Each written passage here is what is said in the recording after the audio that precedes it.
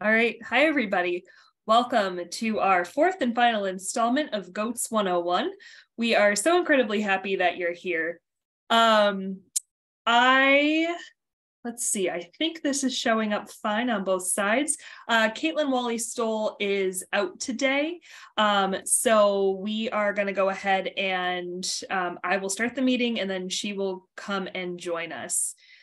All right. Just going to unattach this for a second. Just going to do this so that my technology glitches are as few as possible today. Okay.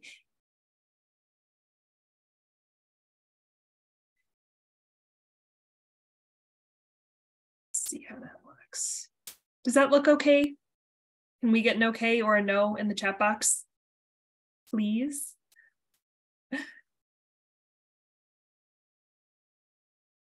Awesome. Thank you guys so much. I appreciate that. Okay. So my name is Amy Barkley. I'm the Livestock and Beginning Farm Specialist with the Southwest New York Dairy Livestock and Field Crops Program. I work with Caitlin Wally-Stoll and two other specialists to cover the Southwest portion of the state, but sometimes we get some opportunities to do webinars for the entire state. And that is why, if you're here from an area outside of our 5-county region, why you're able to join us tonight. So thank you. We're so glad you're here. This is our team. For those of you who don't know, for those of you who joined us, you've heard this, but I'll share it again. Caitlin Wally-Stoll, who will join us shortly, is our farm business management specialist and resident goat herd owner. I am Livestock and Beginning Farms. Caitlin Miller is forages and field crops, and Camila is dairy science. So should you need anything in these different categories, please feel free to reach out to us. And if we don't know a question, we'll direct you to somebody who does.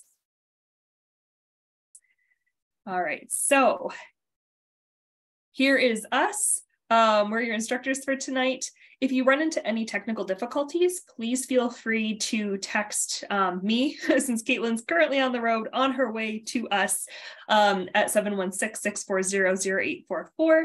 And then when Caitlin gets on, you can go ahead and text me then too, and I will help through any technical difficulties that you may run into. And of course, if you see something weird, type it in the chat and I'll do my best to fix it. We want to thank the Cornell Small Farms Veteran Program Farm Ops for their contribution, both in terms of helping us get this project started and some funding that we used to record some of the videos that you'll see today. So a big thank you to them. And finally, our disclaimer, this information is for educational purposes.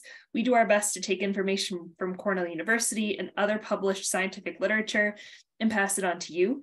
A lot of these are guidelines and we are not veterinary practitioners. So a lot of the information that you'll see today is in regards to mama and baby health during the kidding process. If you have very specific questions on this, please refer to those professionals, but we hope that the information that we provide you here will be able to get you started. And with that, goat kidding and reproduction, which we like to dub baby mama drama. So tonight we're going to go through the reproductive cycles of goats and why we care about the reproductive cycles. Goats are a little wonky versus some of our other livestock species, so it's important to highlight those differences. We're going to talk about selecting and breeding animals and what our breeding ratios should be. So how many males to how many females based on age and goals. Then we will take a little break and then morph into the kidding process. So we'll talk step through step about what to expect during that process and how to prevent adverse things from happening. And then we'll watch some videos about preparing your kidding kit and how to use those items within it. So let's get started with a poll here. And my first question for you is, what is your experience with breeding and kidding? This is just in relation to goats. So I've been thinking about breeding goats. I have animals that I intend to breed, but not sure where to start, or I don't have goats yet. We'll give about 5 more seconds.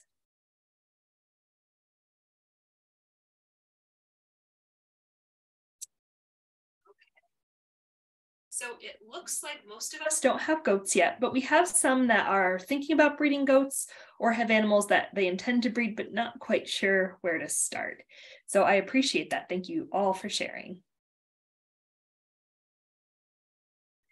Okay, so hopefully at the end of this, you'll have a platform on which to start and you'll feel more comfortable with the process overall.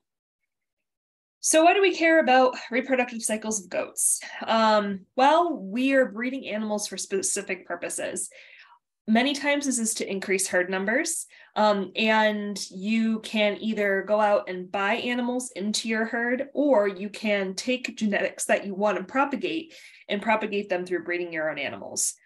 There's also a decreased risk of disease when you breed your own animals on farm, because what you're creating is essentially a closed herd. So remember back to last Monday, I think it was, when we talked about keeping closed herds or buying from closed herds to prevent bringing disease home. This is the same concept. So keeping everything uptight, you know how it's managed, you know what diseases you're free of, etc. That's a good way to help with your biosecurity. The second is to prepare does for milk production. So obviously, if you have animals that you're intending to milk, they will need to be bred. You can either buy inbred animals or you can breed your own animals, whichever, it doesn't really matter. Those will milk for about 8 to 10 months of the year. So depending on when you breed them, you can make sure that with multiple animals in your herd, you have milk all year round. The next is for producing meat animals. Most folks who are producing meat animals don't buy feeder kids in and then raise them. And this is something that's typically done in the beef cattle industry, where young calves are raised on what's called the cow-calf operation. They're weaned and then they're sold to folks called stockers, who will then take them from that half size and grow them out the rest of the way to finished animals. We don't really have that in the goat industry. So typically, if you're producing animals for meat, you'll have your own small herd, you will breed them, and then you will raise out those kids.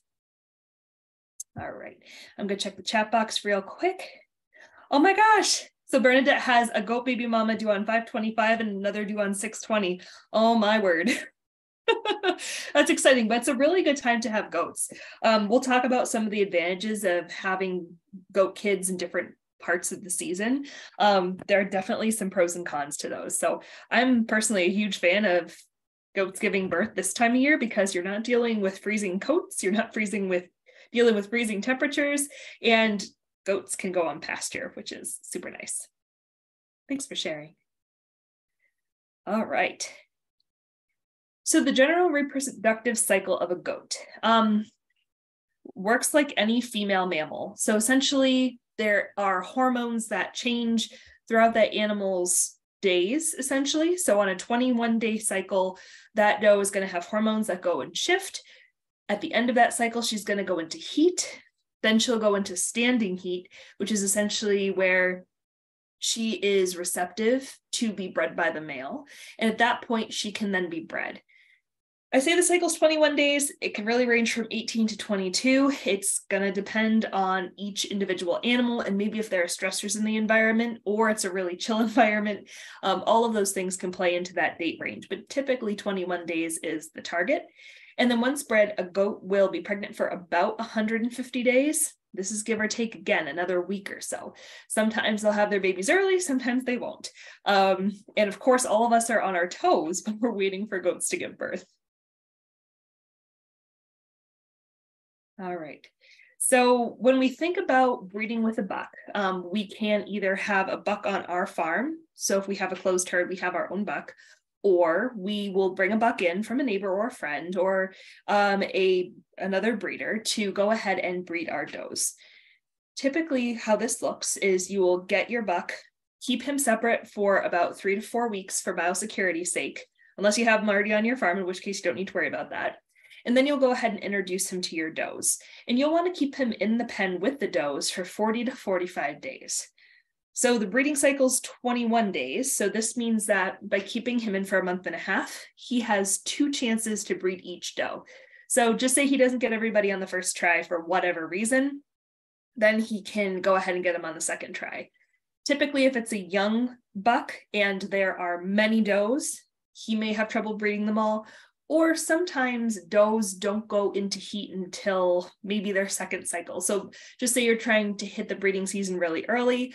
Maybe the does are not cycling in that first part of the season, so you might catch them on the next heat. So most of the time when you have a buck in for that 2 heat cycle period, he's going to get everybody or close to everybody bred. Goats don't breed all year. And there are some exceptions to this, so there should be a little asterisks in the title, but they're generally seasonally polyestrous. So what does that mean? They typically breed when the daylight gets shorter. So fall is typically peak season for them. Does are spontaneously ovulating.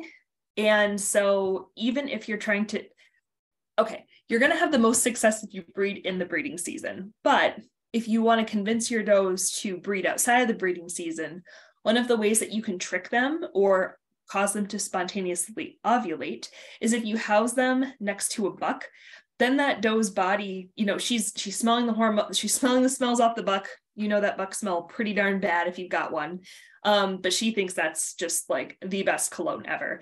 That will trick her into thinking it's time to breed. She will go ahead and spontaneously ovulate, sometimes, not all the time, and then he can go ahead and breed her. The success of how well you're able to breed out of season is breed and climate dependent. I'm not going to go into the differences between breeds because there are quite a few, and of course climate. So with our climate, it may be more difficult for to breed out of season more so than it would be a more temperate area. All right, so I'm going to throw up the next poll question.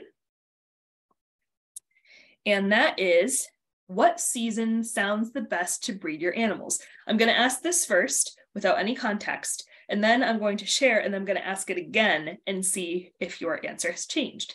So we have spring, we have summer, fall, and winter, or you can breed multiple times a year. So not just having one kid crop, but maybe 1.5 kid crops.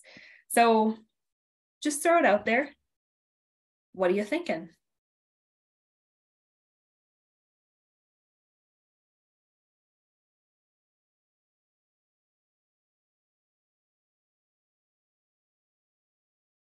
We'll give it about 10 more seconds.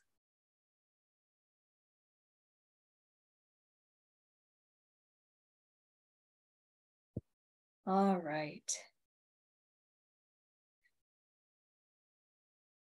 Okay, so overwhelmingly, it looks like most of us want to work with the fall or winter cycle, and that's cool.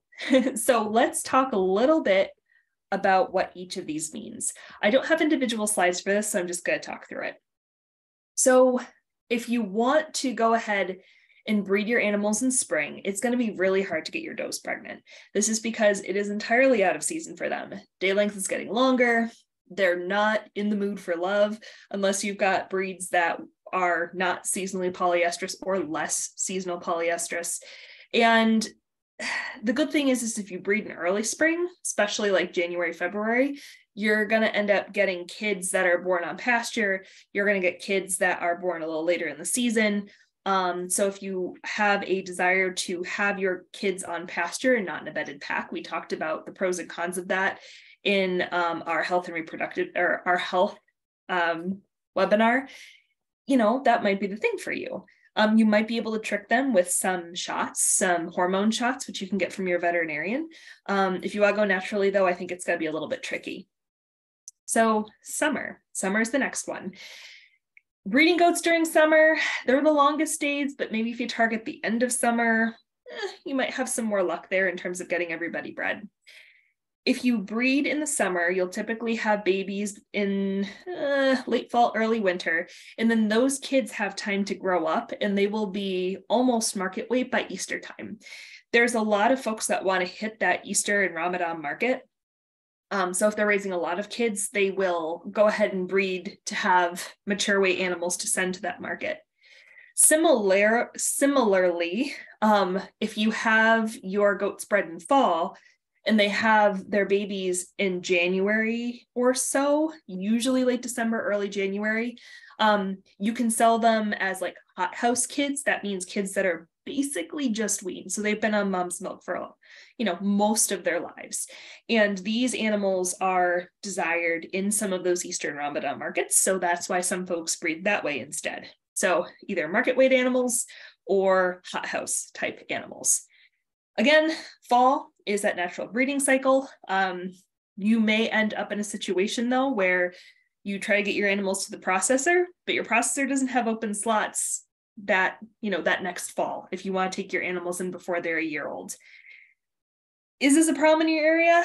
Not quite sure. So if you're raising meat goats, I would go ahead and check with local processors to see how far they're booking out and what seasons they have slots in typically. And that might influence if you breed your animals to the natural breeding season or not.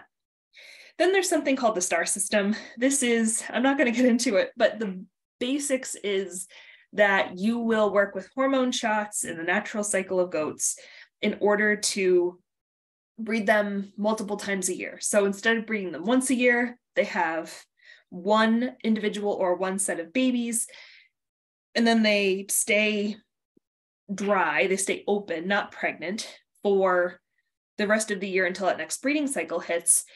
You're going to go ahead and breed them prior to weaning their goat kid, and then you'll get an extra part of a kid if we're looking at math. So you'll get an extra kidding or part of an extra kidding per year. So over the course of just say 2 years, you might get 3 kiddings. So that's something that you might want to look into if you really want to get involved with this. But it takes a lot of math, and there's actually a star diagram where you can follow, okay, if I breed them here, they'll have babies here, and then I need to rebreed here, and then they'll have babies here. Anyway, long and the short of it is, it's a way to get multiple kiddings a year. So all that said, I'm going to throw up the poll again. And I'm curious if you think differently, or if you think the same thing.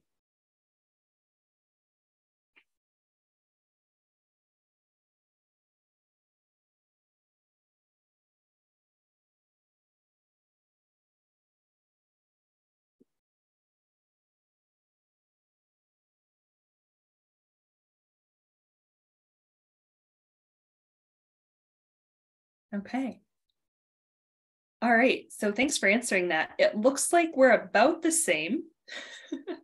And that's absolutely fine. I just wanted to throw those different options up there in case some of them appealed to you.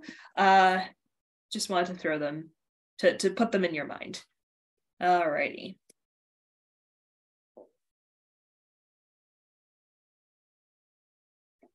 Okay, so let's talk breeding ratios. A buck can only breed a certain number of does per cycle. So it's generally marked as a per month basis. And when a buck is younger, he's able to breed fewer does than he is when he's older, just because he's going to mature, his scrotal size is going to mature, he's going to be able to produce more sperm, and he's going to be more sexually active in general, which will allow him to breed more. So at 1 year of age, he's able to breed 10 does for every month. So think every cycle, he can only breed 10 does. When he's 3 years old, that number quadruples to 40 does. So if you have quite a few does that you're thinking of having, you can either have multiple younger bucks or 1 or 2 older bucks. Depends on what your management style is. Sometimes bucks don't get along, so you may want to have 1 buck in a companion wether, because generally folks don't want goats to breed whenever they want to. They want to make sure they know when their kids are coming so that they can be prepared and have everything ready to assist should the doe have a difficult kidding. So typically you'll pull those bucks out of the does, keep them separate for most of the year, and then introduce them when you want to breed them. Sometimes bucks get lonely. If they're a single buck, they probably will get lonely. So pairing them with a companion wether or a castrated male partner will help that buck make friends, and he typically won't be aggressive because that animal is neutered. Okay, so signs of heat. How do you know that your doe is ready to breed? what you'll hear is increased vocalization. So she will call to the buck. She will have some vaginal discharge, and usually she won't have this until right before she's ready to go into standing heat and accept being mated by the buck. She will increase her urination, in part because there are hormones that are released that the buck can pick up on and smell, and he will come investigate should he be allowed to. Sometimes they'll pace the fence line. If they see a buck over yonder, they'll go ahead and go back and forth along that fence line because they know he's there and they want to get bred. So that is a surefire way to tell that they are ready to go. But sometimes that first heat cycle of the season may not have much of any signs. So if you have a feeling that your goats are or the majority of your goats are going to go into heat, go ahead and introduce your buck as long as it fits your breeding cycle. Keep them in for 2 months or a month and a half, and then pull them. And most should be bred, so long as you're within the season, in that fall season. Body condition. Before I go into that, just gotta check chat box here. How aggressive are bucks? Well, it depends on the scenario. So if you have bucks in a situation where you've got 2 bucks in a pen, they don't know each other, they could be really aggressive to one another, so aggressive such that they injure each other. If you're talking about the aggressiveness of bucks to does, typically there's not a huge problem. Aggressiveness of bucks to people, it depends. One of the recommendations I've heard around from farmers is that if you have a buck that was a bottle baby, don't keep him as a breeding animal, send him down the road or castrate him. And the reason is because they're so friendly, they can be aggressive without really realizing it, or they can see you as an equal in their social structure and go ahead and attack you. So if you've got any bottle bucks, I would suggest getting rid of them or castrating them. Hopefully that answered your question, Marjorie. All right. Trish asks, how old should you wait to breed a doe? For the most part, you want her to be about 3/4 her mature size. That will be about 9 to 12 months of age. 12 months is better. The older they are, the more mature they are, the less energy they're putting into both growth and reproduction. If they are, if you're breeding them young, they're still growing, and typically those kids will be smaller, they might be less thrifty, mom might have a harder time giving birth, that kind of thing. But goats can reach sexual maturity as early as 4 months. If you have a group of animals, castrated and non-castrated bucks and does, so sometimes folks will be breeding to a market where the customers don't want castrated animals. If you have that kind of a market and you're raising goat kids up, be very mindful that they can breed as early as 4 months of age. This is detrimental to both that doe's development and her chances of having a successful term pregnancy and a successful kidding where she doesn't need your help. So thank you, Trish. Appreciate that. All right, let's talk body condition. So body condition is essential to having the animal breed properly first. Second, hold a pregnancy to term. Third, have a lesser chance of developing metabolic disease when she kids or goes into the last trimester of pregnancy. And 4, if they're going to have issues with kidding. So we talked a little bit about body condition in the previous videos when we talked about herd health, but we want to make sure that our animals fall right in the middle of being not too fat and not too thin. When we look at this body condition scoring chart on the bottom here, a number 1, so we're all looking at the doe's butt right now in these photos. If you look at a score of 1, let me see if I can pull out my pointer here. You can feel, so if you clench your fist, you can feel the spinal processes of her back. If you feel along, they're going to be very prominent. If you feel the rib cage, you'll be able to feel individual ribs easily. They won't have a decent fat cover over them. Animals like this are too thin. They typically won't even cycle. They won't even go into heat. You won't even be able to breed them. Very infrequently is an animal going to be in a better body condition, get bred, and then lose body condition over her pregnancy. unless they're being fed forages or feeds that are not nutritionally matched to what those animals' body needs are. Very rarely is that going to happen though. An animal of a 2 is on the thin side. We don't want to see 2s. We want to see like 2.5s, 3.5s in terms of body condition. Again, this is a skinny animal. You can feel ribs pretty easily. You can feel the spine easily. They look really bony. Goats in general just look really bony, with dairy goats looking bonier, but we're talking excessively bony. 3 is about where you want them. So they're going to have good fat cover over the ribs, good fat cover over the back, but they're not going to be jiggly when they walk, and they're not going to look rotund. You'll be able to see the hip bones or the pin bones along the base of each side of the tail. Along the base of each side of the tail pretty well. And they are not going to have trouble walking. Legs aren't going to rub together or anything like that. But as you get into the fatter end of things, this is where you start to run into problems. So if we over-condition our animals prior to breeding, if you get them too fat, if you get them on like a 5 level, they probably won't cycle again. But if you have them like between a 4 and a 5, they may cycle, they may get bred. However, they may run into more issues with dystocia or difficult birth. Why? Well, there's a lot of padding there. And when you have a lot of padding around the birth canal, as you're trying to push things out the back, sometimes they don't come out, and sometimes they will end up pushing out their uterus, that sort of thing. So fat animals are also not good. We want to target that nice middle body condition.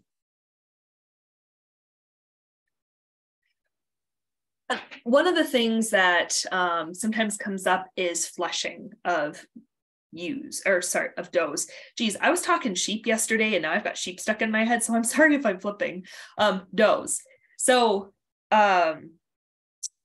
sometimes we do this thing called fleshing. And what fleshing is we take an animal that's on the skinnier side of the range, so something like a 2, and approximately 6 weeks before she's bred, we're going to increase her nutrition. We're going to increase her protein.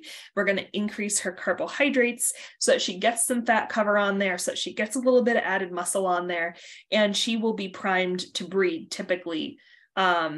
And sometimes this is important if you have milking animals that are on the skinnier side, or if you're doing the star system where you've got a kid suckling and then you're getting ready to go ahead and breed her right after and not giving her a break to eat back some of that nutrition that she's lost through milk. If she's got multiples, she's typically going to be giving more milk than if she has a single. And so in that case, fleshing may be something that you could do to get her from a body condition that's not optimal for breeding to a body condition that's more optimal for breeding. All right. So plane of nutrition, we talk about energy and protein. So this is kind of in the vein of what I was talking about. We need to provide more nutrition to our skinnier animals prior to breeding.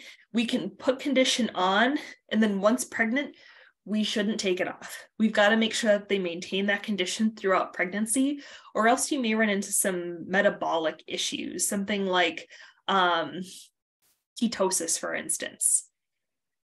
The second part of this is, besides good nutrition, besides a high quality hay and a good goat pellet, you should always have a quality goat mineral available. This is my goat nutrition 101 in one slide, right? So we need to have good quality hay, decent quality hay. It doesn't need to be rocket fuel. It doesn't need to be dairy feed, but it does need to be nothing that's super stemmy, super old, first cutting that was taken in August sort of stuff, right? So first cutting is fine as long as it's quality first cutting. Lower quality second cutting is also pretty good for goats. And sometimes, most of the time, goats will require some goat pellets as well, but they have to also have a mineral block available, or they can have loose mineral available. Why? Well, most of the minerals they're not going to get enough of from the forage alone, from the pellets alone. The pellets can be fortified with minerals, but we want to be sure that if that animal feels that they're lacking something, they can go ahead and pick that up from a mineral feeder. So that's why we want to have that goat mineral available. And especially if we're breeding our animals, we don't want them to be lacking in something. So in our area, for instance, we are low in selenium. We can end up with animals with what's called white muscle disease, where they are not picking up enough selenium. And so the animals that are born, the babies that are born, don't have the muscle fibers They don't have the selenium in their muscle fibers to do what they need to do. They can't get up, they can't nurse, etc. So that's one of the reasons why we provide a mineral block. The other reason is because we could have soils that are deficient in some other nutrients, or maybe high in some other nutrients. And these minerals help balance that. It's very cheap insurance to make sure that things go according to plan.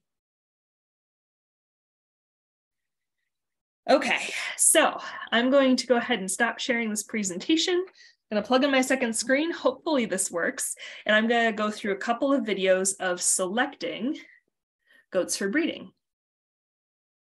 Let's go ahead and pop this up.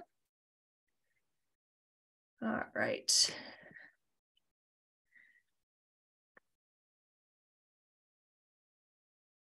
Okay. Cool. All right, I'm gonna make that big. And then this is selecting a buck for breeding. Let me make sure I've got my share optimized here so you can hear my sound. All right, here we go. A billy goat, he would be a breeding buck. This is what we would be using to sire our goat herd. A couple of things to look out for with bucks. First of all, they're super smelly. So bucks will spray pheromones and they smell terrible. Their urine is super concentrated. So very similar if you've ever had like a tomcat spraying, it's a similar thing. So just keep that in mind. You can smell a buck from a mile away. Most bucks retain their horns, so they're not getting dehorned. They can be really dangerous around little kids, and if you're working with them, just keep that in mind. This buck, knock on wood, is very docile, but even, you know, when I'm trimming feet and things like that, these can catch you in the wrong spot and it hurts really bad. This is a boar, so these are the ones that we talked about that are made for meat consumption. They struggle a lot with hoof problems, so you'll see he's kind of lipping on one of his upper front feet. He's just getting over some hoof rot that we're taking care of and working with our vet to treat that. But other than that, he would be considered a healthy boar. So he's got an appropriate amount of body condition. He has a little bit of a skin thing going on just with the temperature changes over time. Again, you'll see that front leg is a little bit swollen and he's limping on it, but he's standing on the rest of his legs as he should be. Eyes don't look dull or droopy or have any discharge coming out. Nose doesn't have any discharge coming out. If we look at hair coat, it's generally shiny except for where he's shedding. And general anatomy of a male goat, what we're looking for, you can see his penis at the very bottom under his belly. And then we're going to double check his testicles. So the biggest thing is just making sure that there are in fact 2 testicles that have descended. You can see that he has 1, 2, and they look healthy. So sometimes they can get like rot and sore in between where they're rubbing along their upper legs, and he doesn't have that. So with the exception of his upper front leg, we would expect him to breed the females that he's with, especially being the spring, summer season. And even with goats, especially boar goats and other goats that struggle with hoof problems, even if they have hoof problems, as long as you are treating them, working with your vet to maintain them, they will still continue to breed your does accordingly. All right. So one of the things to notice in that video is that he was about a body condition score of a 3.5. So he, you know, if you're looking for an average body condition score, that buck's got it.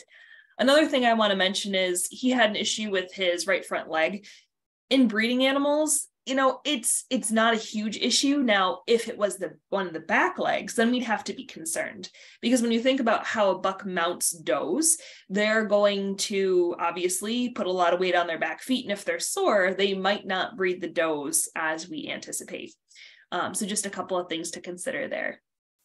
Now let's jump into doe life stages and choosing a doe. Hi everyone, welcome. We are going to look at a few different female goats here that are in different stages of their lives to kind of give you a general overview, which kicks off our whole talk today about breeding and reproduction. So when we look at these goats, there are 3 goats of varying ages and varying relations. And the first one I'd like to start with is this large one in front who is currently getting a snack. She is the oldest of the three.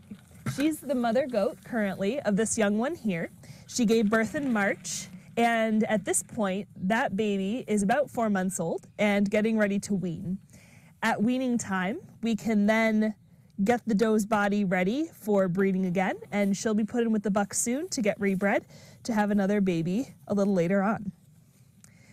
This little kid over here is actually not so much a kid anymore. She's about a year old, so she's coming into, well, she was sexually mature around 4 months of age, but her body wasn't ready for breeding. So she was kept a little while longer to get her body to the size and maturity it needed to be in order to successfully breed and have a viable pregnancy. So she's coming up on a year old, and she'll be ready to breed shortly. When we think about the ages of these animals, age matters. With these two kids, one's more of a kid than the other, the one's a little more mature, we want to be sure that we know our ages when we breed them. So this young doeling, she's female goat, she is about 3-4 months old or so. Her body is actually at the point where she could maybe hold a pregnancy and get bred, but she would still be growing at that point if she was bred, and her baby would suffer and she would also suffer. She might not grow to her fullest potential and produce a baby that might be a little less thrifty than it would be if we let her mature to the same size and physiological age as her half-sister right here, who is now a year old and old enough now to hold a viable pregnancy. So this one right here with the darker face will be put in with the buck shortly, as well as the mother of the younger one to be rebred. And she will be let grow out another, 8 months or so in order to get her to that mature size so that she can hold and maintain a viable pregnancy. All right. So, oh my goodness. All right.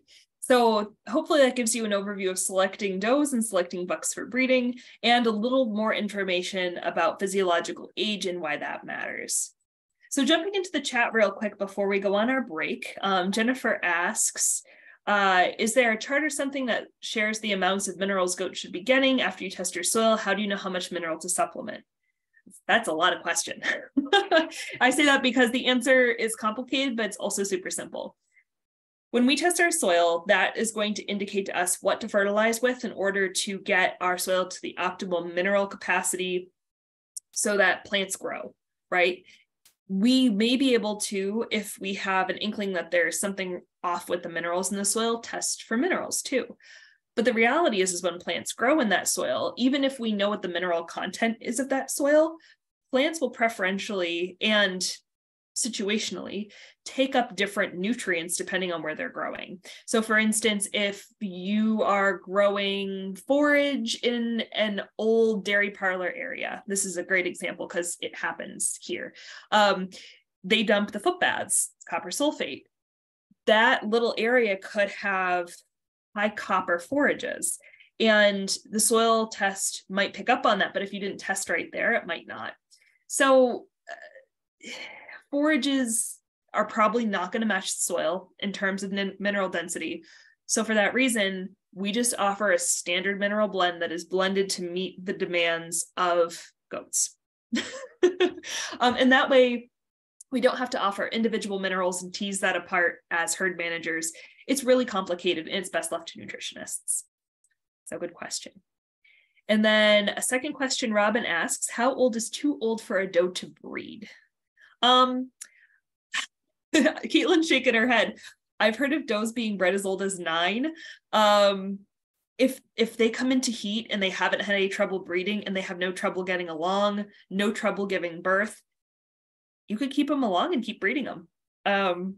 It's not a huge deal. So I would say it's going to depend on your animals. Now, if you're buying animals in and somebody goes, oh, I've got this great 7-year-old doe, you might want to start her as your breeding animal. I would stay away from her. I would choose animals that are 5 years or less, just because you'll get some more longevity out of them and fewer problems down the road. All right. So keep thinking of questions. These are wonderful. Keep popping them into the chat. Caitlin has joined us. Hi, Caitlin. Hi, I'm having some tech issues on my end, so fingers crossed this stays connected. Okay, great. So I had good tech today. So hopefully my tech redo from yesterday did not rub off on you. Perfect. So I'm gonna go ahead and give us a break. So we're gonna step away for about, let's say 3 minutes again. We'll reconvene here at 7:45. Do what you need to do. Keep typing questions into the chat, and we'll be right back. Thank you.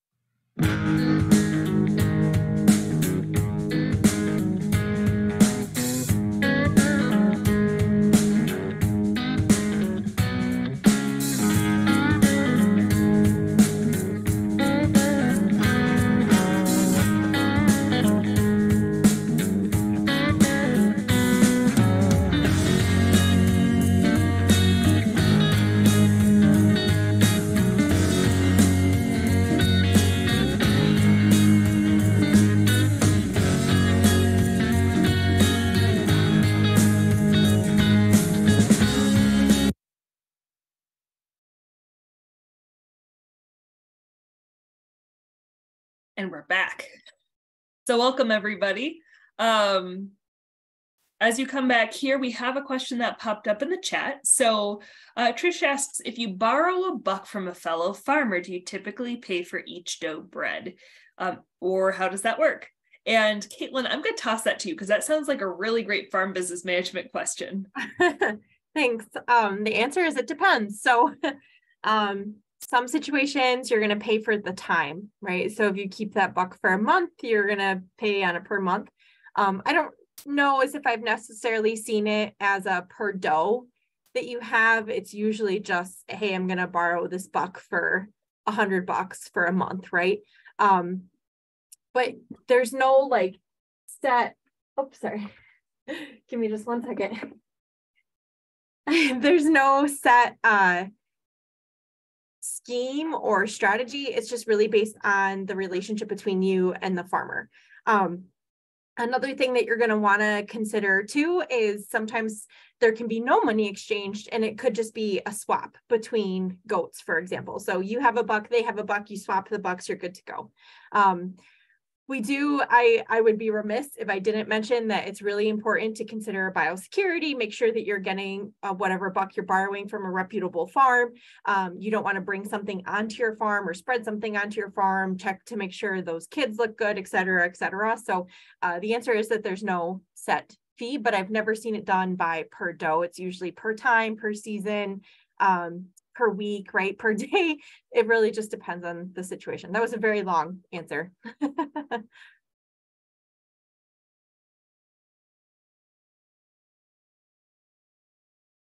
Okay, so I think, is it my turn, Amy? It is your turn. All right, let me, I've got all the tech glitches tonight. So we're gonna try this.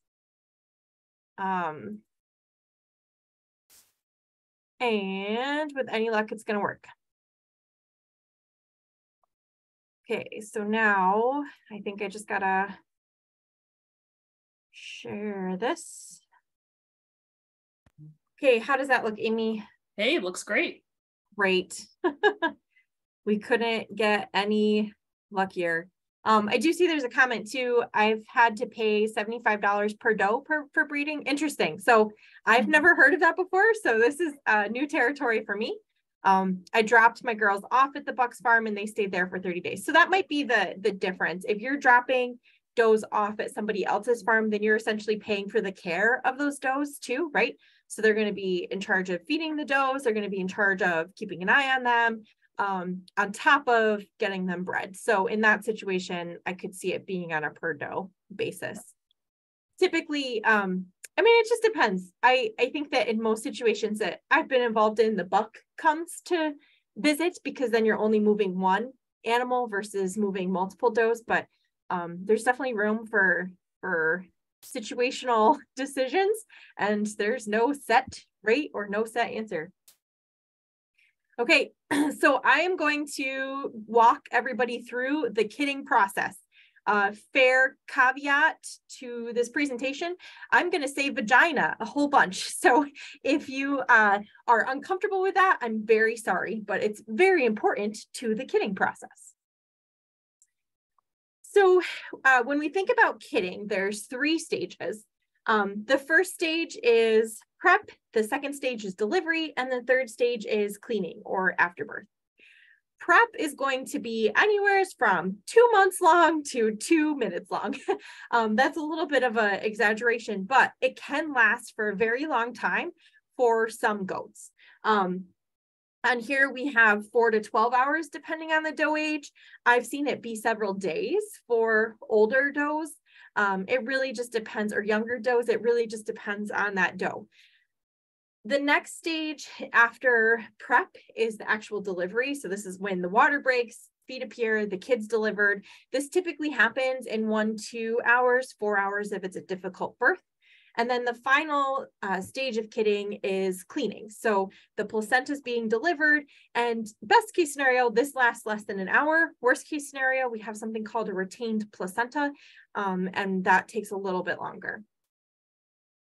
We are going to keep our fingers crossed, and with any luck, this will work. Okay, so this is a small video of stage 3. So you're going to see the cleaning process. You're going to see the mom licking the kid off. It's a little bit dark, but we'll give you the links to this too. Third female born at 7:20. Pulled her out. Other 2 were okay. Okay, so short and sweet.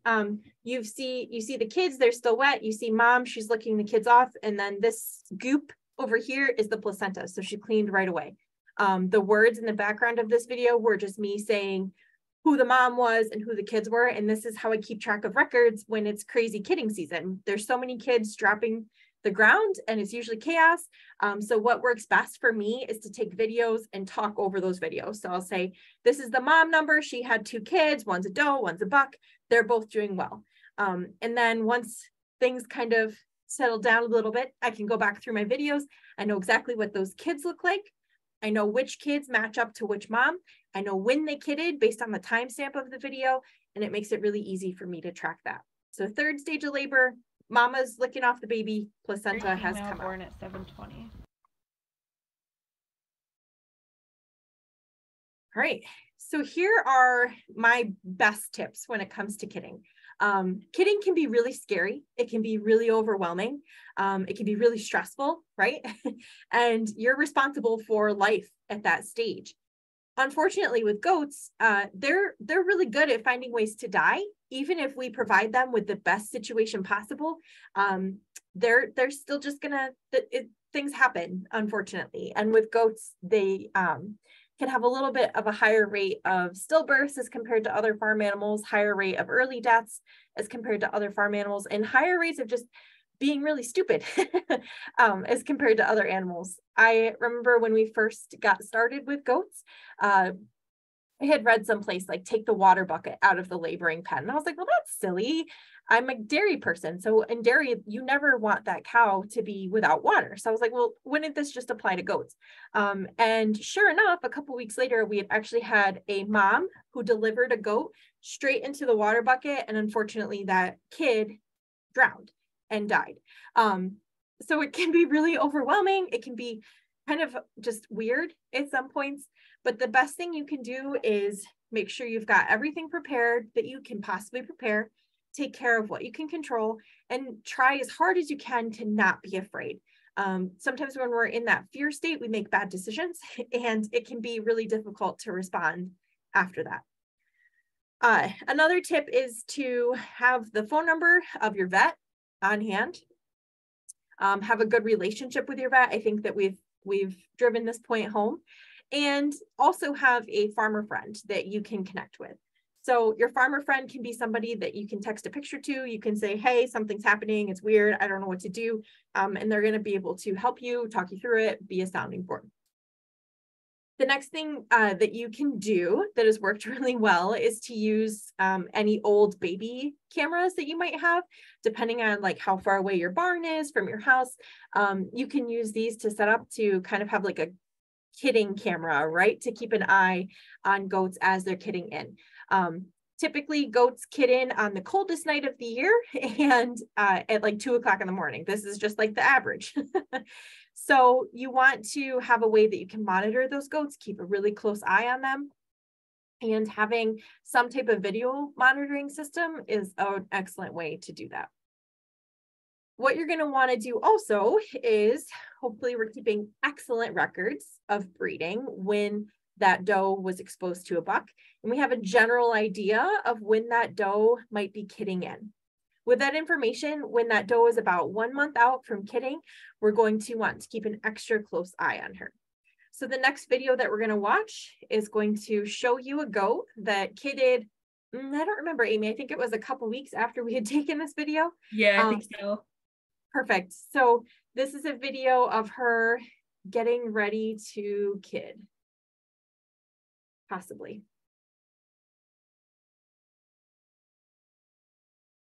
Well, this is mildly anticlimactic. Hold on 1 second.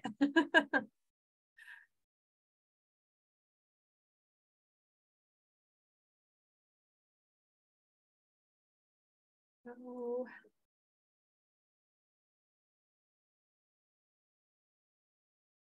All right, let's try this.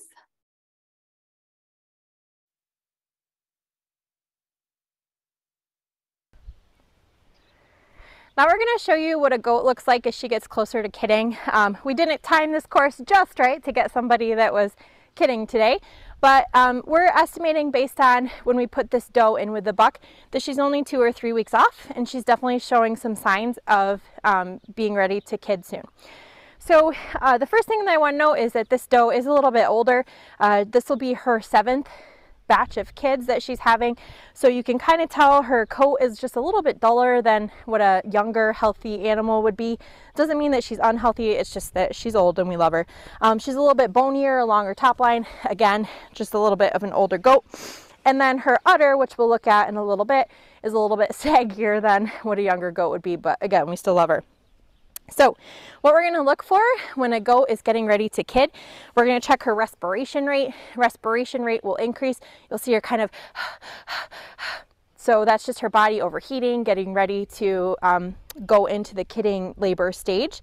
Actually, you can see the you can see the kids kicking a little bit, so, and her shivering because she's scared.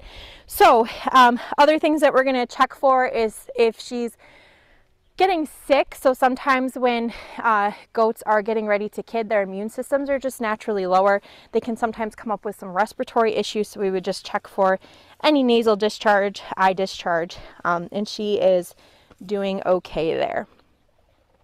So then once we've kind of done that, just what does she look like overall, we're going to move to her back half, and that's where all of the action is happening.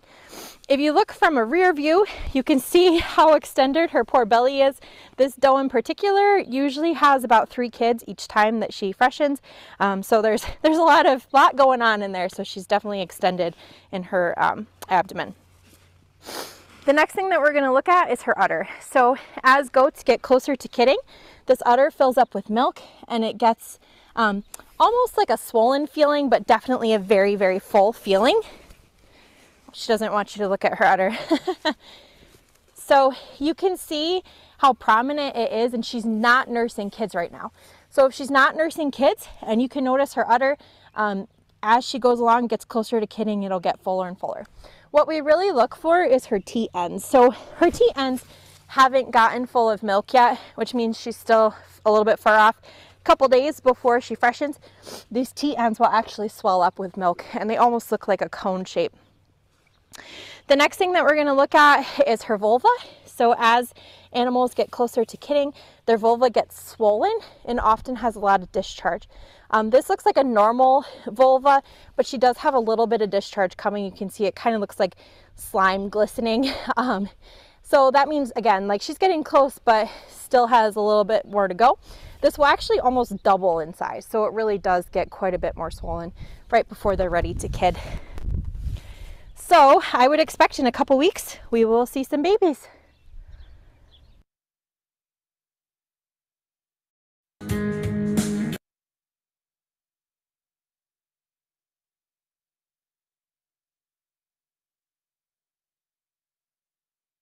Okay, there we go. So that doe was a couple weeks away from kidding, as we predicted. And another thing to point out that kind of goes back to how old is too old of a doe. This doe ended up giving me 9 sets of kids before she ended up passing away just from being frail and old age and had a few other issues. But she replaced herself more than a lot of times, big batches of kids. And we on our farm, and it just depends on like your breeding system, we continue to breed until they're not coming into consistent heats anymore. I did see a question or a comment in the chat that I wanted to share. We got our first 3 pygmy goats 11 years ago, and the people we got them from didn't tell us they were pregnant. Surprise to us, a couple months after when 2 gave birth, one of them wanted us there, and the other one tried running away when it was time to give birth. And then just a comment saying, I was wondering if the doe would want a person involved. I would just say that every single doe is going to be individual.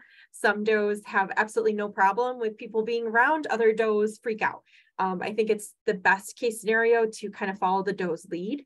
And if that doe doesn't need assistance, and we'll talk a little bit about when do you need to help, it's best to just leave them alone, right? You're not going to give them one more thing. to worry about. If they're out there, they're doing their thing, they don't need any help. I think a lot of it too depends on just that individual doe's temperament, but then on the whole herd level, the interactions that you typically have with your goats. So if you're typically around them a lot, they're going to be way more open to your presence when they're kidding. If you're a little bit more hands-off, and neither is wrong, neither is wrong, neither is right. But if you're a little bit more hands-off, then when they're getting ready to kid and you're all up in their space, it's going to create some tension for them because they're not used to it, right? That's not their norm. Okay. Oh, no, it's not going to click through. There we go. So my next tip is just fair warning that at some point you will likely end up with a kid in a diaper in your house. And I don't mean like the human kids, I mean the goat kids. So it never fails every season. We always have one kid that gets cold and need a little bit extra support, one doe who's not doing so hot, and so she's having a hard time taking her kids. And the best thing that you can do in that situation is to get those kids to a warm, dry place where you can monitor them really closely. And in my situation, that usually means my house. So every season, we end up having kids in our house. This one's name was Blitzen. He was born right around Christmas time, and he just ended up being a part of the family for a long time. And I think a couple presentations ago, I shared the story of the Steves that we currently have that were our house battle babies for a little bit, and now we can't get rid of them. So have a backup plan in place for if you have a kid that needs a little bit of extra support or a doe that needs a little bit of extra support. Where can you put those animals so that they are safe and warm and comfortable? So the next thing that we're going to cover is preparing your kidding kit. There are tools that we can use to make sure that we're well prepared for kidding season. And the best thing you can do is pull these all together and put them in a tote and label it kidding kit and put it someplace so that you know where it is. There's never going to be a time where you need one of these items and you can go search around 12 different places to find it. So put all of these items in one spot, in one central, well-labeled tote or bucket or spot on your farm where you can easily access all of these items. The idea is that we are going to over prepare and potentially never have to use anything that we put together. So the best case scenario is that some of this stuff gets expired and you have to throw it away, because that means that you're having a really good kidding season and you don't need to use the supplies that you're gathering.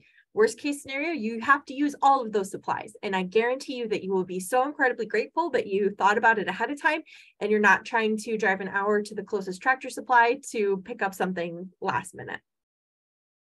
If you're wondering what to put in your kidding kit, we're going to give you some ideas here with a few videos, but I would definitely encourage you to connect with your vet, connect with your farmer friend, and ask them what they have found to be really helpful in their situations. These videos are going to go through some common things to include, but this is a little bit of a mix of research-based information and a little bit of a mix of my own personal information. So you are likely going to have different personal experiences. Your farmer friend's going to have different personal experiences, and your vet's going to have different experiences.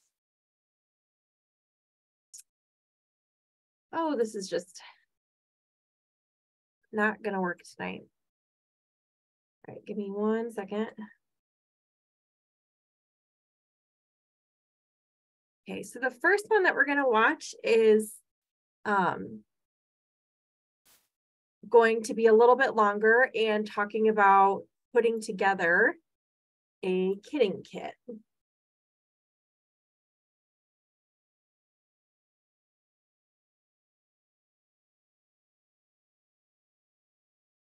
right, here we go.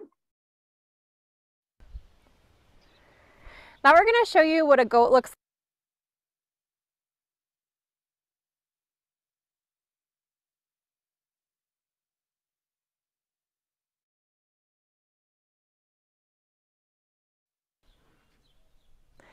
So now we're going to show you what you might want to consider keeping in your kidding kit. It's definitely subjective. We would absolutely recommend that you talk to other goat producers to see what types of products they rely on, as well as talking to your vet. So your veterinarian is going to have an idea about what medications you should have on hand and when you should be calling them. So the first thing, jokingly but not jokingly, that you're going to need is a folding chair. So the thing with goats going in labor is that it takes forever, and then you're going to turn around for a second to go grab a drink of water, come back, and she's going to be kidding, and it's doing its thing. And then the kids are immensely cute, so you're going to want to sit and watch them for 2 hours. So I absolutely, positively recommend having a folding chair around. Along the same lines of a folding chair is a tarp. So tarps can come in handy, and these are just cheap, small tarps that I can throw away if they get nasty and I don't feel bad about it. But they're really helpful. So for you, if you need a place to stand or sit because you didn't listen to me and bring your folding chair, you can put this down on the barn floor and hang out while you're watching while you're waiting for the doe to kid. The other thing that you can do is if you get in a situation where maybe the goat pen is a little bit dirty, or if you're having to pull the kids out and you don't want to, drop them on the dirty area, you can put the tarp down as just like a clean area to do whatever you need to do with the kid. And then finally, once the kid is born, usually depending on what type of an area you have where that doe is kidding, it can get really gross and slimy and wet. So having a tarp to lay down or just something that you can put down if you need to can be really helpful.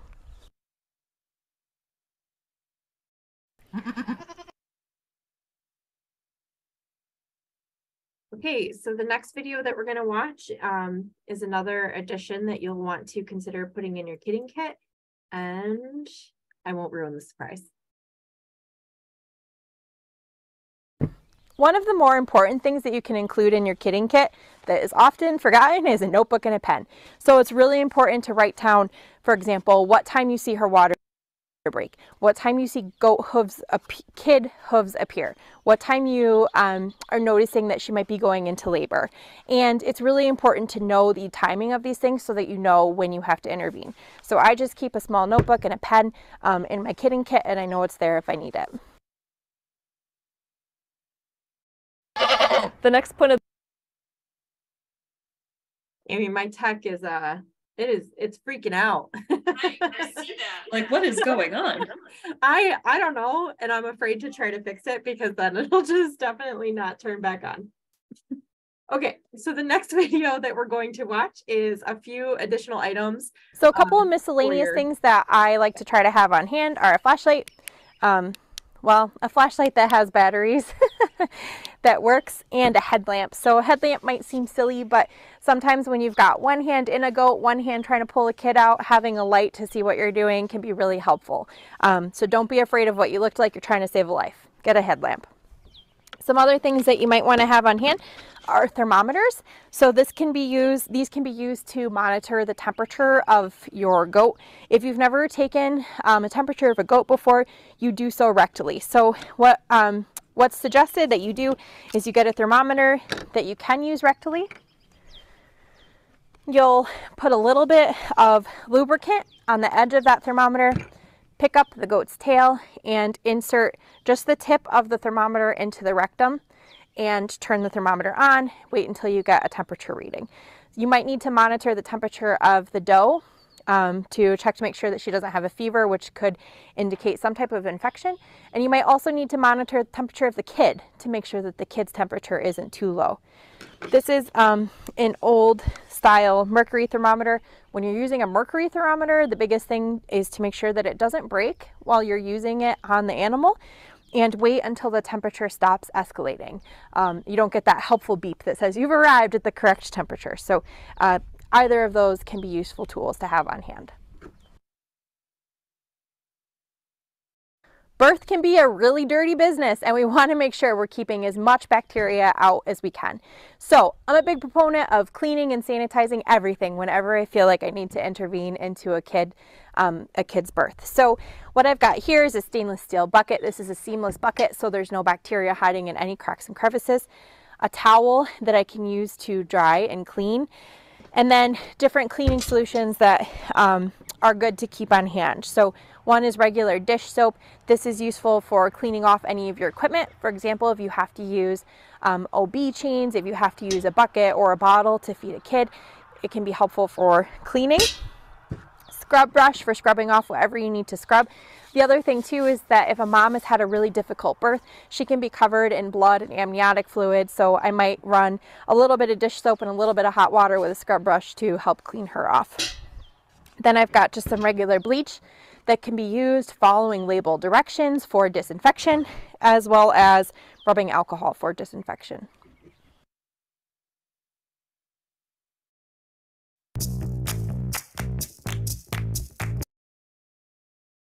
Okay, so that's an overview of what to keep in your kidding kit.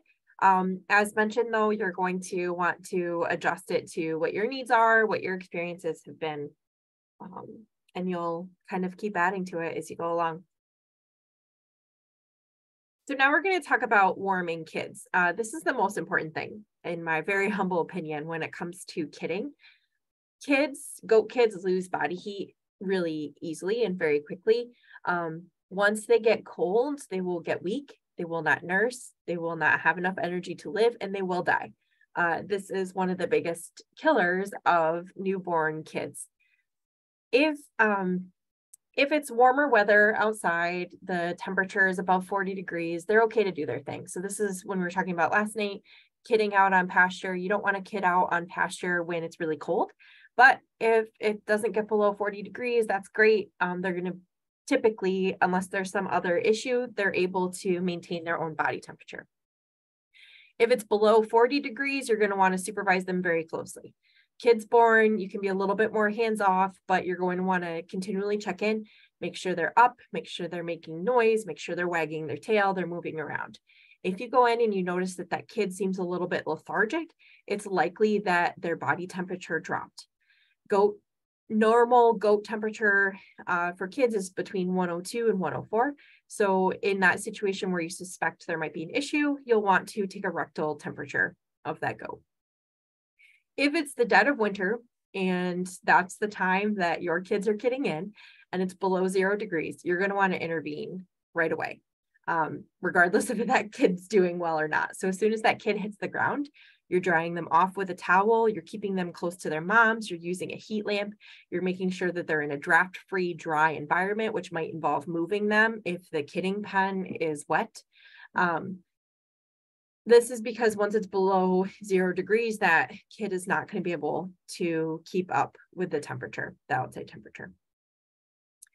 If you do get a goat that is too cold, it's not getting up, it's not making noise, it's not wagging its tail, and you suspect that it's cold, you took the temperature is below where it needs to be, you can give them a hot water bath. And this method works extremely well.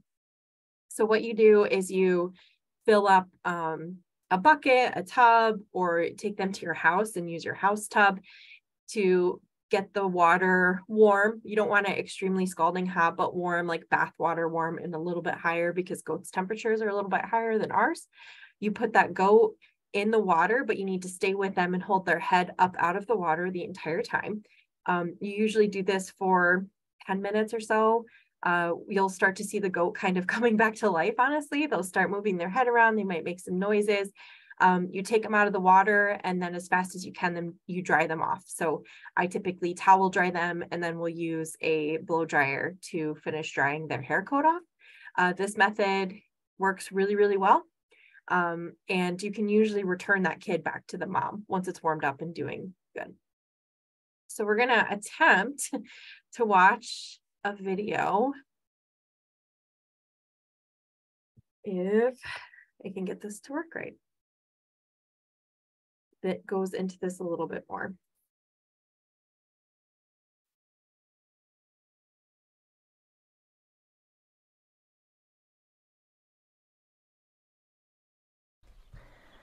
So the next thing to consider, and it really is weather dependent, but goats are really susceptible to getting. Okay, give me just 1 second. I don't want it to do what it did last time.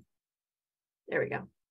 Too cold, too quick and they will have a very hard time coming back. So we want to keep several things in our kidding kit to help get those animals clean, dry, and warm right away. Best case scenario, the doe is kidding in perfectly warm and beautiful weather, and she takes care of cleaning that kid on her own, and you don't have to worry about it. Worst case scenario, it's negative 10 degrees outside, that doe wants nothing to do with cleaning off the kid, and you're all on your own. So it's important to have things that you can turn to. First thing that I like to bring along are just some old bath towels. You don't want to pick anything that you are going to miss if you throw it away. The advantage of having bath towels is that you can get that animal dry quickly. It does help warm them up. The act of rubbing them to dry them stimulates their bodies just the same way as if the mom was licking them off. Getting all of the amniotic fluid off of their bodies, the mucus off of their bodies, helps keep them dry, which will help keep them warm.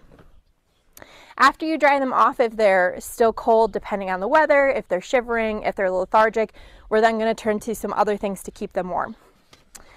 So the next thing that I recommend keeping in your kidding kit is a hair dryer. So we don't want to put it on high on full blast right on the kid, but it can help kind of remove what's left of that amniotic fluid to keep that goat dry and help warm the goat up. So I usually put it on like medium and hold it quite a bit away from the goat. Move it back and forth. Don't leave it in one spot for too long, and it will help to warm that kid up. The next thing that I keep on hand, or you should keep on hand to help keep your goat warm, is a heat lamp. Problem with heat lamps is that if they fall down, if they're not protected, if you're not installing them correctly, they can cause barn fires, so I tend to use them sparingly. But when I do use a heat lamp, I make sure I get one that has some type of a wire cage protection on it. I'm going to keep it low enough so that it is heating up the area that I want the kid to be in, but it's high enough that the mom isn't going to accidentally knock it over when she's walking around. So typically what this looks like would be you would put a heat lamp in the corner of a pen, put it up just high enough so that it still is getting that goat warm, but the mom can't get to it. And then that goat kid has a safe corner to go to. And then paper towels. So sometimes if your towel just isn't cutting it, or if you've got some really mucus or blood that you're trying to clean away, paper towels are great because you can wipe that up, throw it away. Also are handy for keeping yourself cleaned up too. And then the other kind of trick that I would give you if you have a kid that is just born cold, won't come around, we do hot water baths. So this can either be in a plastic tub, or your own bathroom tub. Basically what you run is you run some warm water, not hot to the touch, but body temperature water for you, and you're going to submerge the goat in that. Submerge her in there until the water starts to cool off, get her out, dry her off, blow her off with a hair dryer, see if that works. Using warm water that you're completely submerging that kid in will help bring her body temperature up faster than these other things are, but it also takes a long time, gets the kid away from the mom. It essentially washes off all of the amniotic fluid and the pheromones that are on the kid that is going to make the mom want to respond and care for that kid. So it's kind of a last resort.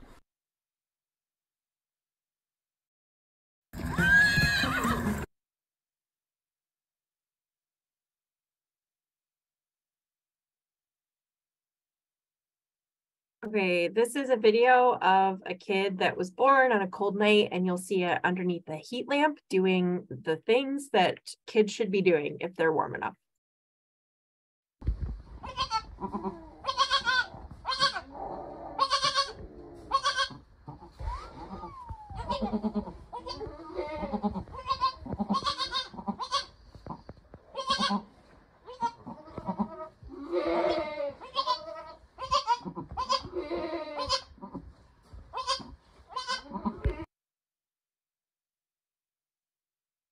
Okay, so in this situation, I'm not going to intervene. Mom's taking care of her. She's attentive. I'm going to move this pair out of the pen with the older adults just so that there's no issues with them being around the newborn kid. But other than that, the mom's doing her thing. The kid's actively making noise, actively moving around. The tail is wagging. The kid's trying to get or start nursing. These are all signals that that kid is doing great. We've got a heat lamp on her. I'm just going to keep a close eye, but I'm not intervening.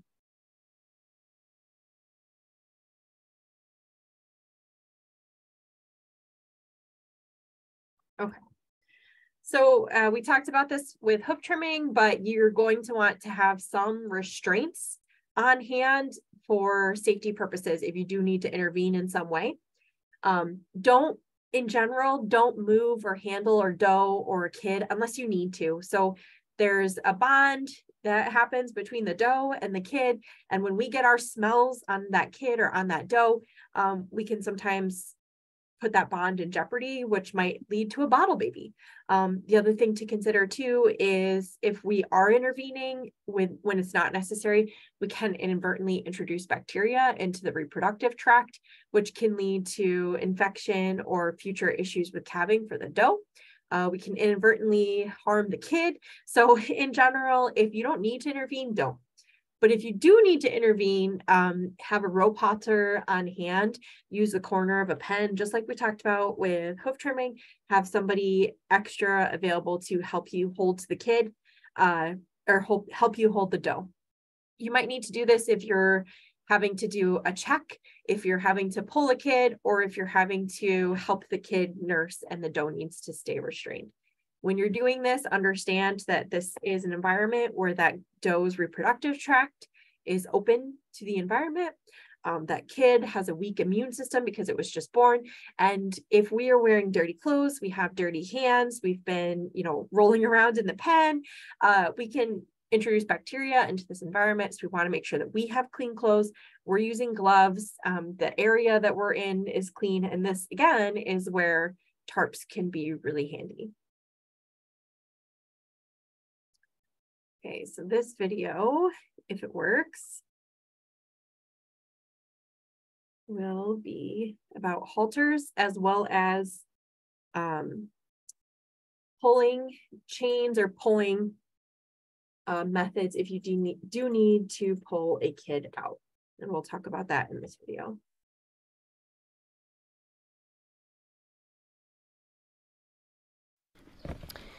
So one thing that I like to keep in my kidding kit are some rope halters. These rope halters are a little bit thinner, so they're made for goats and sheep, and they can be really helpful for restraining the doe if you're working on trying to give her an exam, pull those kids out, or if she kidded and you're trying to get the kid to nurse, you can tie the doe up safely and have her standing in one spot while you try to help the kid nursing. The other thing that rope halters come in handy is that they can form very quick pulling cords if you need them. So you can create a loop in the cord, and if you're able to get a goat hoof, you can wrap it around the hoof and use that to help pull out the kid. If you are feeling adventurous, you can also use OB chains. These are made specifically for pulling out kids, lambs, goat, and calves. The way that you use OB chains, you'll see it's one long chain with a bigger loop at the end of it. You take the chain, loop it down through the big loop, and it creates a loop that you can put around the hoof. So what this looks like, if I'm doing a uterine exam to try to get the kid out, I find two hooves that I can pull on. I would take this chain, wrap it around one hoof, and pull gently, and it tugs on that hoof for me. What you'll find with kids, goats and kidding as you move along, is that typically just using your hands or even some small baler twine that you've cleaned up can be effective for pulling them out as well. Sometimes you'll... Okay. So as I mentioned, sometimes you do need to pull the kid out. If for some reason that kid is stuck, maybe it's in a weird position, you can use a rope halter, OB chains, braided rope, or clean twine, but generally you don't need something to help pull those goat kids out. Typically just using your hands to gently tug in conjunction with that doe contracting is enough for goat kids. These are a lot smaller. If anybody is used to trying to pull calves, this is a lot easier. In some cases, it is necessary to pull kids. This is to save the kid and to save the doe. If the doe is straining to push for more than 20 minutes and you're not seeing any progress at all, you should intervene. Every time you see progress, you can wait a little bit longer because that means that the doe is doing her thing. The rule of thumb is to wait 1 hour, use your best judgment. Sometimes it ends up needing to be a little bit less than waiting an hour. If you've tried to pull the kid out without luck, call somebody, call your vet, call your farmer friend. Don't keep trying. So you can really hurt that doe if you're not making any progress on your first few tries. And this, this link is going to go more into depth on how to safely pull kids. I do see that there was a question in the chat too. Should we have a separate space like a kidding pen? We definitely recommend it. So it's called a jug pen. This is a pen where once you start to notice that that doe is getting close up to kidding, you separate the doe from the other animals, and this creates a safe space. So you're not worrying about other does stepping on newborn kids. She has her own space. And then you actually can leave that doe and that kid together for a week or two to make sure that that kid is nursing really well. The doe is getting the attention that she needs, and they're not worrying about competition between other kids. But this real life, right? So sometimes we don't get goats moved in time. You know, that video that we were watching where mom and baby, and then there's 3 other adult goats running around, and it happens. So the best thing we can do is just try our best and also not beat ourselves up when things aren't perfect, because nature's nature and it's still going to do its thing. So in that case, you can separate them if you have a space to do that. So now we're going to talk about doing a uterine exam. A uterine exam would be checking to see what position a kid is in if the doe isn't making any progress, helping to pull kids if needed, or helping to move kids around if they're in a position where they're not going to be able to come out of the birth canal effectively or safely. The other thing that you would do a uterine exam for is if you suspect that that doe might have more than one kid inside. So she's kidded, she has one healthy kid, but you think that there's more than one, you would do a uterine exam to confirm that and potentially help assist that kid. All right, so, and I apologize that we're running a little bit behind on time with all of our tech glitches, so we appreciate your patience.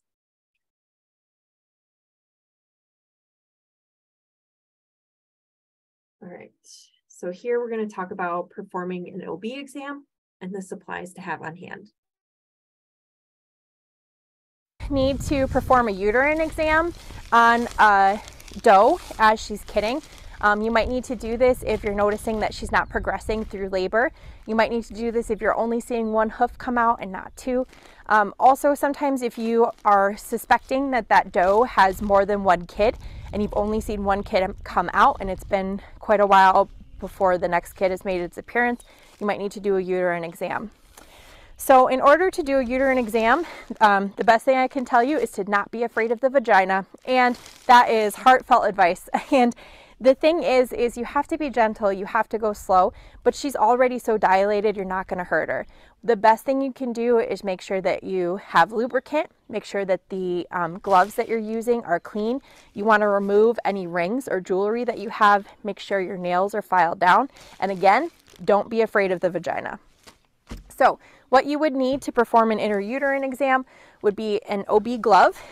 These are arm-length gloves, typically made for cattle work, but come really in handy for goat work too. So the other thing that I like to use is just a regular exam glove. Sometimes all you need is just an exam glove. So it might be that the two goat feet are right there, right past the cervix, but maybe the shoulders are caught. So you might just need an exam glove to get in there and tug on those two front feet.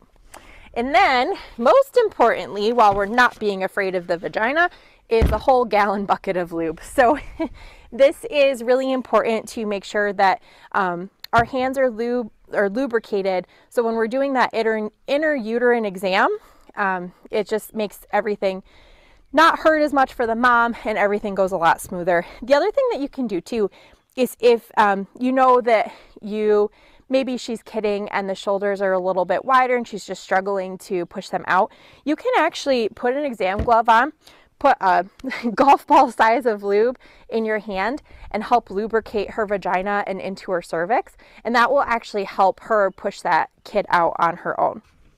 So the way that I like to do this, I like to use my non-dominant hand, so that your non-dominant hand is a little bit less strong, and you're going to be a little bit more gentler naturally because it's not your dominant hand, and it keeps my dominant hand free for whatever else I need to do.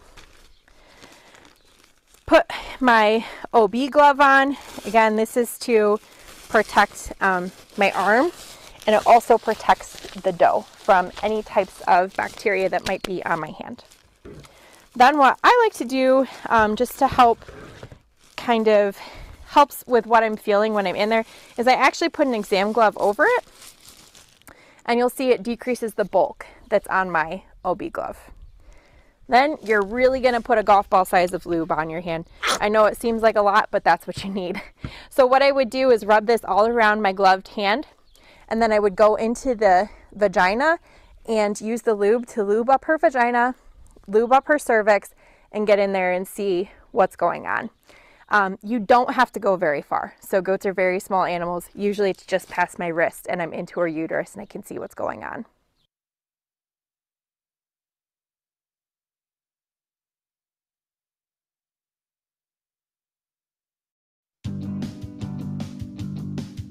Okay, so now we have my personal favorite poll question that we've ever put together. Let me see if I can. Here we go. So we want to know, are you afraid of the vagina? So your options are no, not at all. 100% reproductive parts freak me out. They're weird, but I guess it's part of the package. And then my personal favorite is like, wait, what? I'm going to have to do what? I didn't sign up for this. I thought I was just going to take videos of cute baby kids. So, and that's a perfectly valid response too. And that's where having a farmer friend is going to be really helpful, if that's something that you don't feel confident in doing. All right, so we'll go ahead and wrap this poll up. I'll share the results. We've got a lot of you who are brave. And not that you're not brave if you recognize that it's not for you, but we've got a good group of people that aren't afraid. And as I mentioned in the video, if you're using a clean glove, lots of lubrication, going slow and gently, you're not going to hurt anything. So her cervix is dilated. She wants to get that kid out anyway. And her reproductive tract is very small. So you're really not going to hurt anything as long as we're not being rough and quick, and we're going slower using clean gloves and lots of lubrication.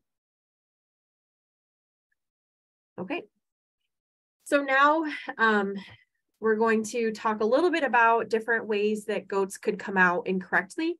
So normal presentation is 2 feet forward, head forward.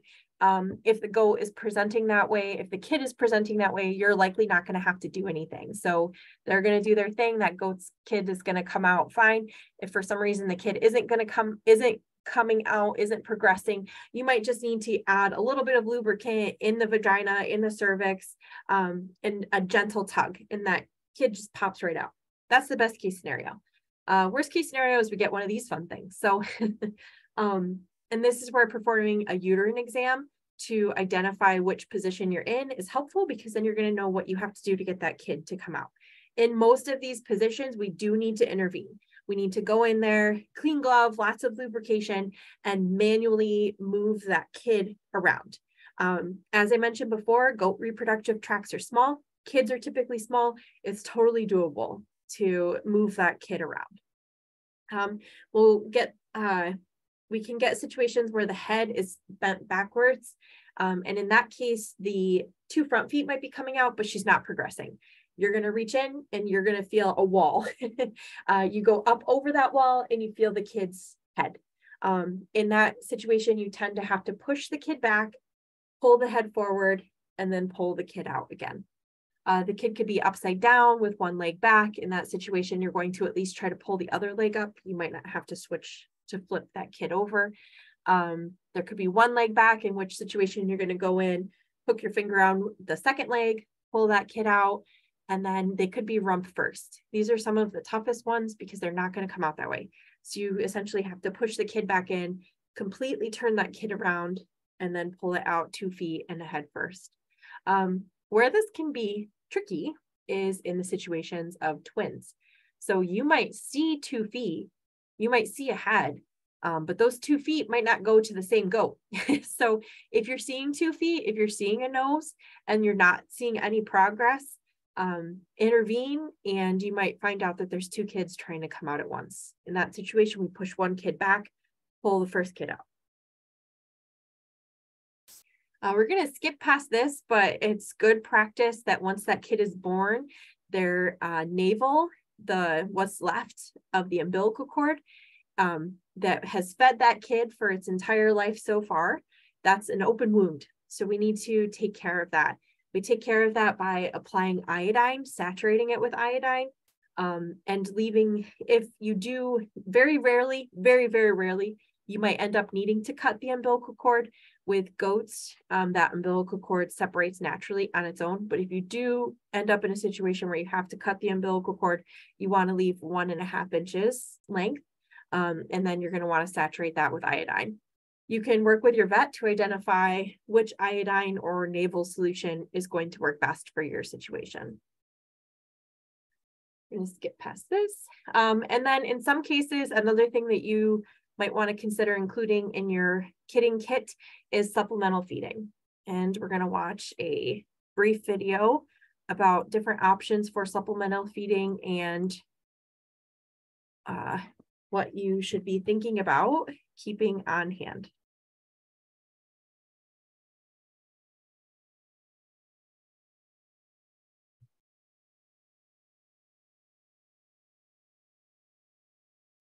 Sometimes, unfortunately, does won't nurse their kids well, and we have to intervene. Some things that you should look out for is use your handy dandy sitting chair and hang out for a little bit. If after a couple of hours you haven't noticed that that kid has gotten up, nursed, latched on really well, you might need to intervene. This can involve using the rope halter to tie that doe up and assisting the kid with getting attached to the udder. And if that doesn't work, we have to do some other things. So the first thing that we might need to consider doing is actually hand milking the goat. So we would use something that's food safe. So I've got like a stainless steel pail here that I use, and hand milk that goat into the pail. You can also hand milk a goat directly into a bottle depending on how docile and calm she is. After we've hand milked the goat, we can then use a bottle and a nipple to hand feed the kid. So what I've got here is just a plastic lamb and kid bottle and a nipple. The cool part about this nipple is that it will actually screw on to just a regular water bottle or a soda bottle. So it makes it really easy to use those, and then you can just chuck them instead of having to try to clean anything out. If for some reason you're not able to actually milk that doe, or if she's not producing milk, you might have to use some type of a replacer. So the first thing is that the kid needs to have colostrum. Colostrum's that very first milk that a doe gives after kidding, and it's full of immunoglobulins, high fat content, and really helps to get the kid off to a good start.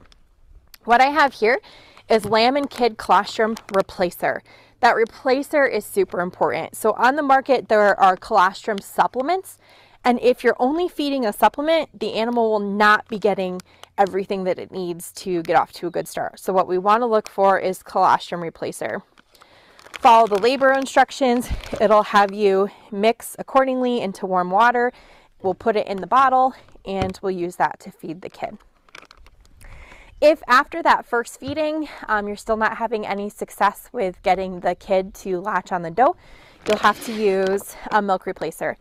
This is a goat-specific milk replacer. You can buy all species milk replacer, but the issue with all species milk replacer is that it's meant to be an average for everybody, so it's useless for everybody. So I definitely recommend getting species-specific milk replacer. On this milk replacer bag, on all milk replacer bags, you'll find mixing instructions and feeding rates. based on the age of the kids, so follow those accordingly.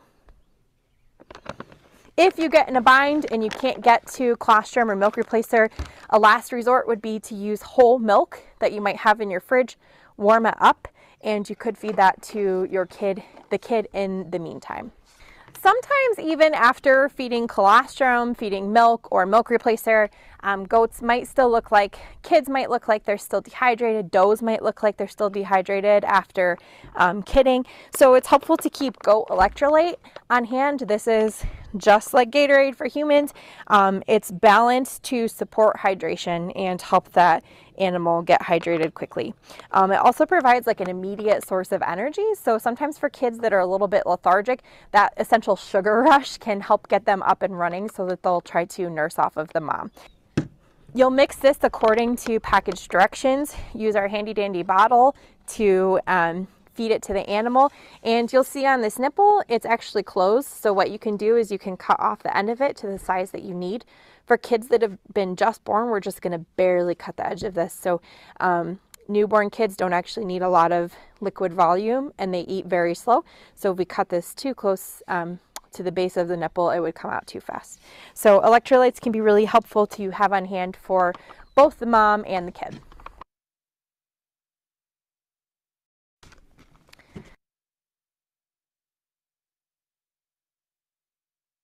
Okay, one thing to add to that video is that if you don't have electrolytes available, you've tried colostrum, you've tried milk, and that kid just still isn't responding, you can mix up sugar water too.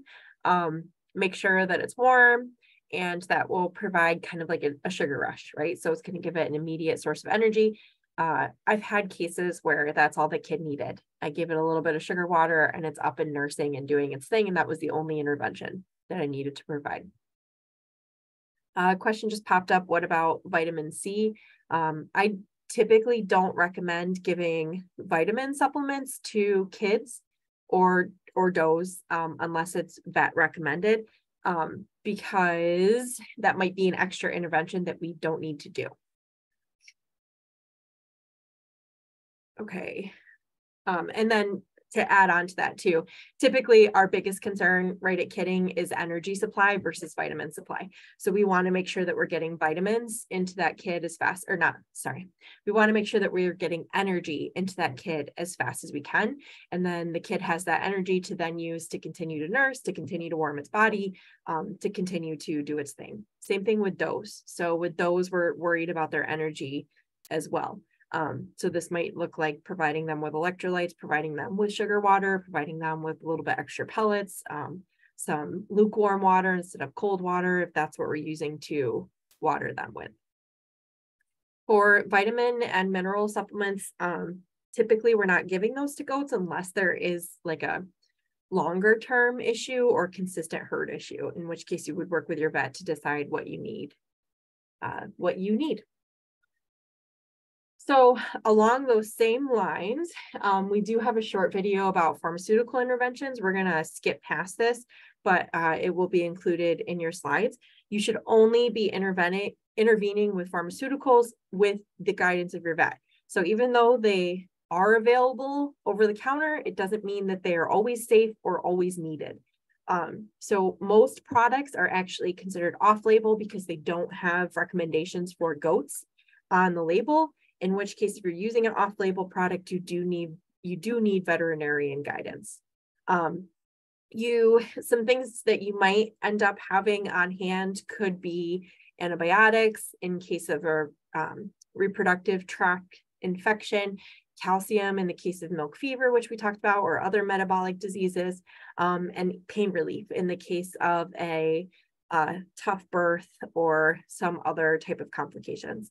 The other thing that you might work with your vet to include in your kidding kit is the hormone oxytocin. This is known as the milk letdown hormone. It will help induce uterine contractions, milk letdown as needed. All of those drugs, though, are used very rarely, very sparingly, only when needed, and only with the guidance of your veterinarian. So we can sometimes feel the need to rush to action and intervene with everything that we have at our disposal, but we can sometimes cause more problems by doing this. The other thing that you might consider doing, depending on your herd, depending on your vet's recommendation, is to give vaccinations right at birth or close up to birth. This depends on your farm.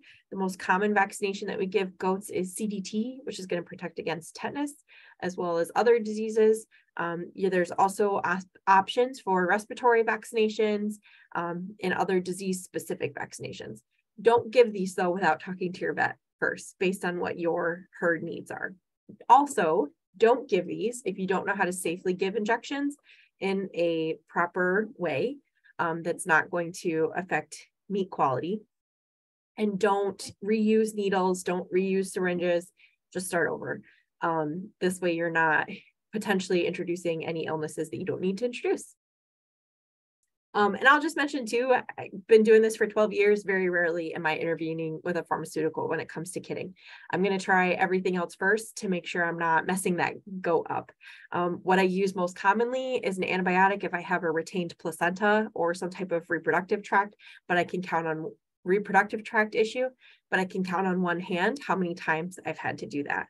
I also, particularly with dairy goats, you can run into issues like milk fever, in which case you're supplementing calcium. But that, it happens rarely. It happens rarely. And if it's happening a lot, then you need to work with your veterinarian to figure out why. Okay, so we did go over time again because of our tech issues. So at this point, we're going to open up the floor. So please feel free to add any, I lost my screen again. Add any questions that you might have in the chat. Okay, so I see one. I have a question about a precocious udder, if that's okay. Yep, if it's a specific question, Lisa, feel free to type that in and we can, we didn't cover that, so we can talk about that. While Lisa's typing that in and while everybody else is thinking about their questions, I wanted to share, so I've been like hyper watching our goats throughout this kidding season to get some additional videos for us. So I have some videos of what the second stage of labor looks like. So I can play those quickly. Oh, and I lost my screen share, so maybe I can't. Let me try one more thing.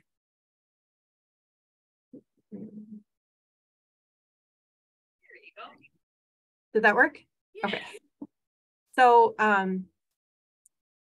this actually isn't, well, we can show this one. So in this video, you're going to see feet. So this is moving into the third stage of labor.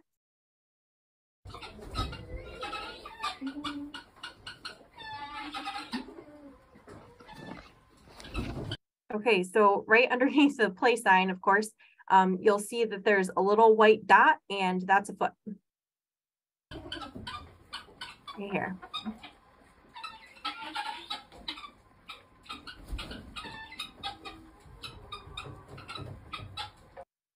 Okay, with this goat though, I'll say you saw that discharge was bright yellow with a greenish tint. That is bad. That's very bad. So I immediately stopped videoing this, which is why I didn't get the full birth. And if you see like a green or yellow tint, that typically means that there's meconium in the amniotic fluid, which can cause severe respiratory illnesses or other issues. So I had to pull that kid really quick, and I didn't get the dang video, but you can see what it looks like as the hoof is coming out. And then the other video that I just wanted to show quick is what that goat looked like at her second stage of labor. So she's panting, she's bleeding by like making noise, not bleeding. And I am just not, there is no. You're doing fine. The videos are coming up. They just take a couple extra seconds. Oh my goodness, it's driving me nuts. All right, let's try this. How's that, Amy? That's fine. Okay, so this is second stage of labor. There's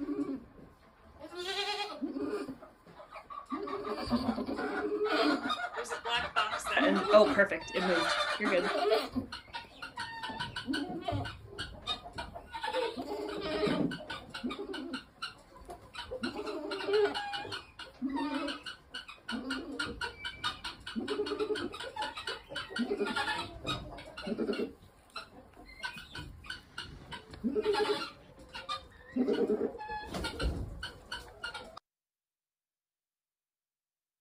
Okay, so that video, you could hear her vocalizing. You could see that her vulva was swollen.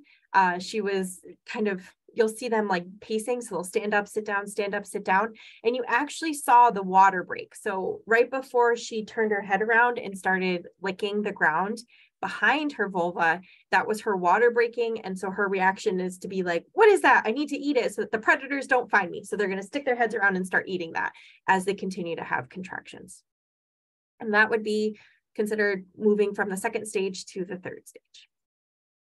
All right, so looks like we've got some information in the chat. I have a 15-month-old doe, not exposed to a buck, that started with a precocious udder late last summer. She currently now has milk.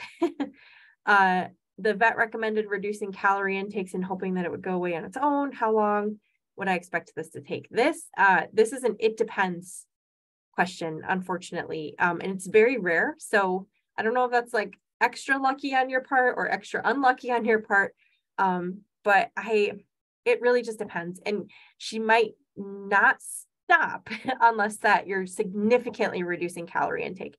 So if you significantly reduce calorie intake, that's going to signal to the goat, I don't have enough energy to make milk. But you really, really do need to significantly reduce calories in order for that to happen. And then it's always like the draw of, am I going to do more harm than good by taking away all of those calories? So I would continue to follow your vet's recommendation. And depending on how that goat responds, she might be a goat that I electively choose to get rid of and not keep on my breeding stock. Amy, thoughts, questions? That was a tough one. No, same. Yeah, I would just go ahead and follow up with your vet's rec. And I mean, we don't know the body condition of this goat. That's what came to mind when you said, strictly reducing calorie intake. First of all, it's hard to reduce calorie intake on one goat. And second of all, we don't want to throw her into a metabolic disorder because she's producing milk, right? So yeah, I agree with all that Caitlin said. Unfortunately, that's not super helpful. Oh, and she's a pet. So take away my recommendation of getting rid of her then. I'm very sorry.